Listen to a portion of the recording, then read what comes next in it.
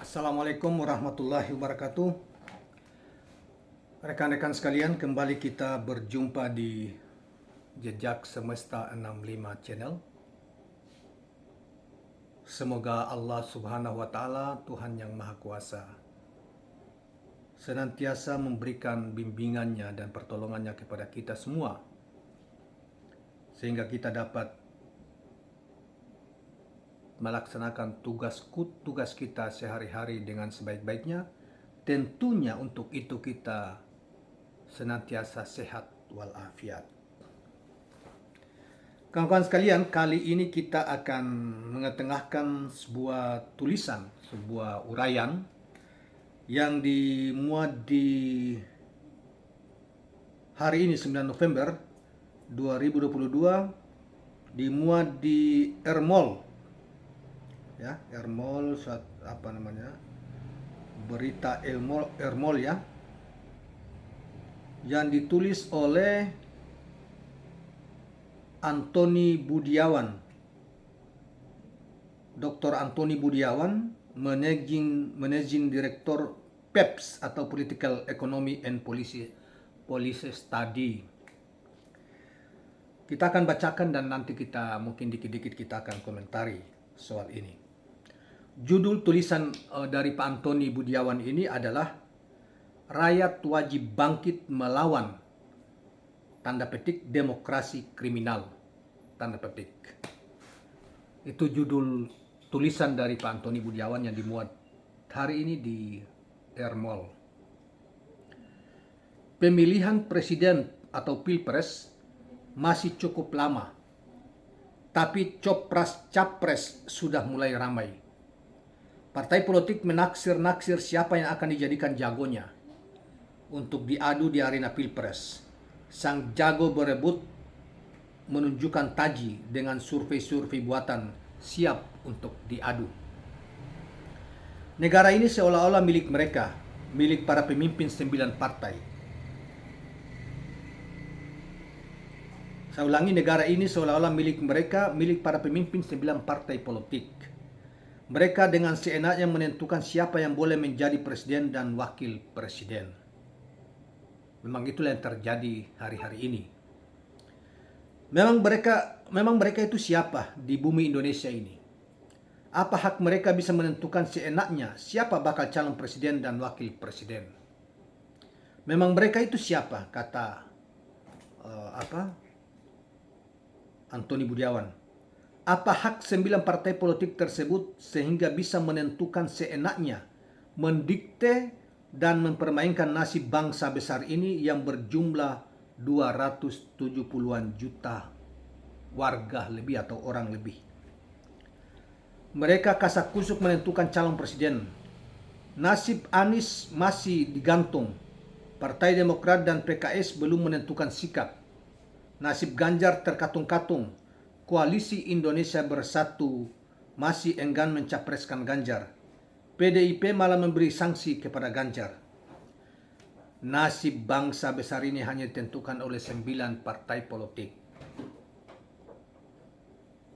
yang masing-masing tersandera presiden threshold 20%, sehingga bangsa ini hanya bisa mendapatkan 3 atau 4 nama calon presiden dari segelintir nama yang hanya berkutak seputar Anies Baswedan, Ganjar Pranowo, Prabowo Subianto, Erlangga Hartarto, Puan Maharani, atau di lingkaran kedua ada Andika Perkasa dan Erick Thohir.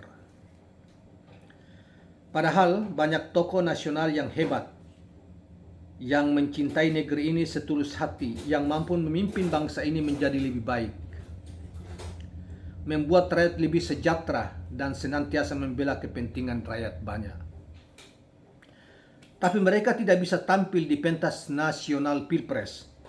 Rakyat tersandra oleh sistem politik dan sistem presidensial threshold 20% yang nyata-nyata melanggar konstitusi, melanggar kedaulatan rakyat, yang ironinya dilindungi oleh Mahkamah Konstitusi, yang menjelma menjadi pembela tirani.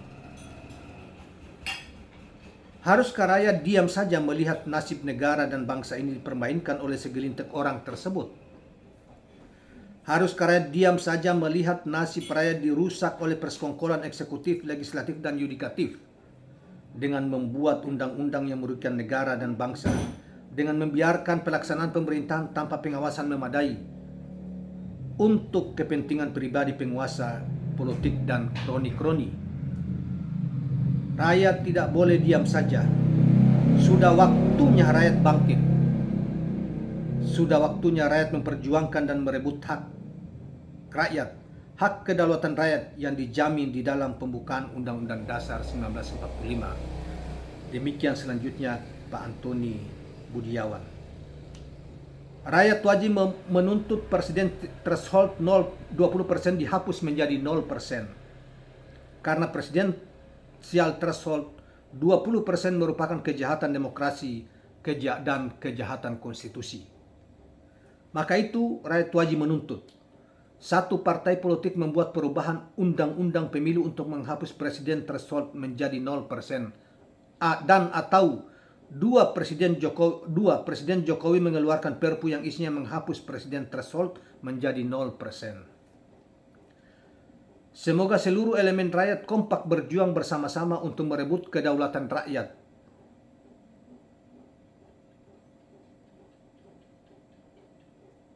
Kita ulangi, semoga seluruh rakyat elemen rakyat kompak berjuang bersama-sama untuk merebut kedaulatan rakyat untuk menghapus presiden threshold 20%. Semoga mahasiswa, buruh, akademisi, aktivis, dan seluruh elemen masyarakat lainnya termasuk yang di daerah terus berjuang sampai tuntutan ini dipenuhi. Semua perjuangan ini demi memperbaiki nasib rakyat Indonesia di masa depan agar terbebas dari tirani partai politik.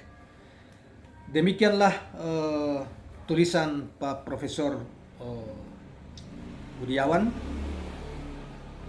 Penulis adalah Managing Director PEPS, Political Economy and Policy Study.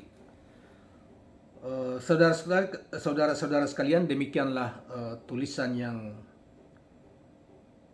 kita bacakan tadi dari Pak Antoni Budiawan, Dr. Antoni Budiawan, yang berjudul Rakyat Wajib Bangkit Melawan Demokrasi Kriminal. Jadi saudara sekalian, tulisan tadi seperti yang Anda juga telah mendengarkan bahwa titik tekannya yang dimaksud demokrasi kriminal yang dimaksud dalam tulisan beliau ini adalah tentang, salah satunya adalah tentang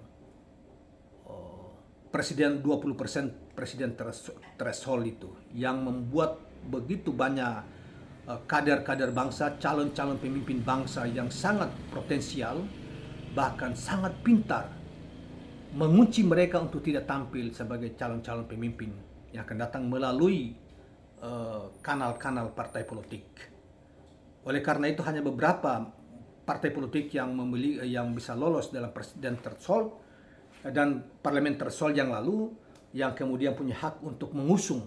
Itu pun hanya satu partai yang memenuhi syarat untuk satu partai bisa mengusung calon presiden, yaitu PDIP, karena memenuhi capaian parlemen thresholdnya 20%. Nah, oleh karena itu Pak Antoni Budiawan mengatakan, dan saya kira banyak tokoh yang lain termasuk Rizal Ramli, kemudian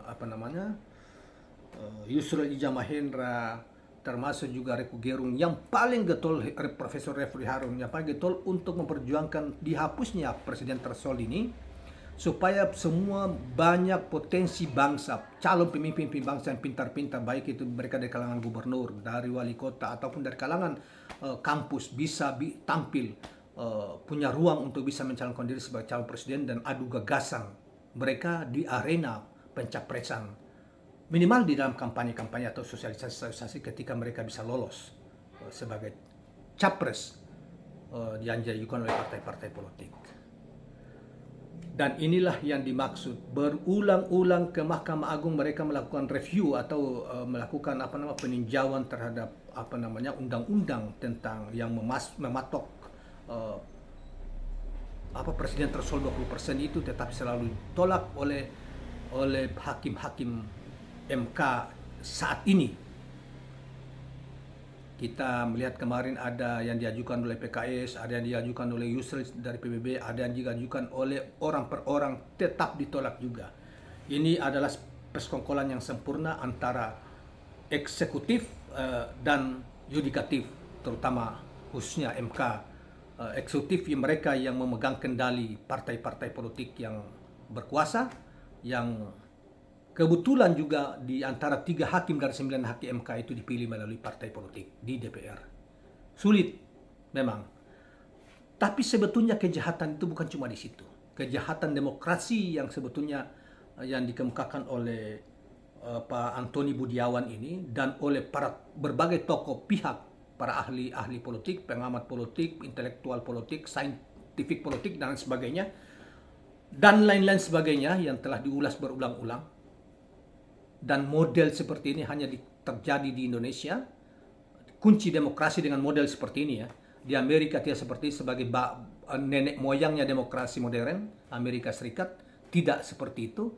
Di negara-negara Eropa yang juga mempraktekkan demokrasi langsung seperti Indonesia juga tidak seperti itu. Karena itu demokrasi ini boleh dikata kita benarkan demokrasi mengunci ya untuk tampilnya orang-orang terbaik bangsa, tetapi mereka menentukan ini yang disebut dengan aturan oligarki. Jadi sekelompok orang yang hanya baik di partai politik maupun pemilik modal yang menentukan calon siapa yang harus memimpin bangsa ini ke depan, atau yang siapa yang harus tampil di gelanggang pemilu yang akan datang sebagai capres. Dan siapapun yang terpilih bagi mereka tidak ada masalah. Oleh karena itu tidak heran misalnya akhir-akhir ini kita dengar bahwa Anies Rashid Baswedan, Gubernur DKI yang selama ini diposisikan di luar mainstream kelompok penguasa saat ini, penguasa pusat misalnya Jokowi, Megawati, Erlangga dan lain sebagainya ini, itu dikelompokkan Anies berada di luar. Walaupun ada benang historis antara Jokowi dan Anies ini di masa pemilu 2014 dianggap bagian dari mereka. Tetapi setelah mengalahkan Ahok, Anies ditempatkan oleh banyak pihak, tempatkan sebagai bagian di luar kelompok mereka. Sehingga ada upaya-upaya untuk menjegal Anies Rashid Baswedan di dalam pertarungan Pilpres yang akan datang. Nah, ini juga dianggap bagian dari dan menggunakan institusi-institusi hukum untuk mensandra yang bersangkutan, seperti yang sempat ribut yaitu soal KPK misalnya, dengan KPK misalnya. Ini juga kejahatan yang lain sungguh masih banyak dalam praktek politik di negeri kita ini. Tetapi saya kira cukuplah untuk sementara ini kita cukupkan di sini dulu penjelasan tentang kriminal demokrasi yang dikemukakan oleh Prof. Dr. Antoni Budiawan tadi. Terima kasih kawan sekalian atas perhatiannya, dan jangan lupa subscribe, like, dan share channel ini. Assalamualaikum warahmatullahi wabarakatuh.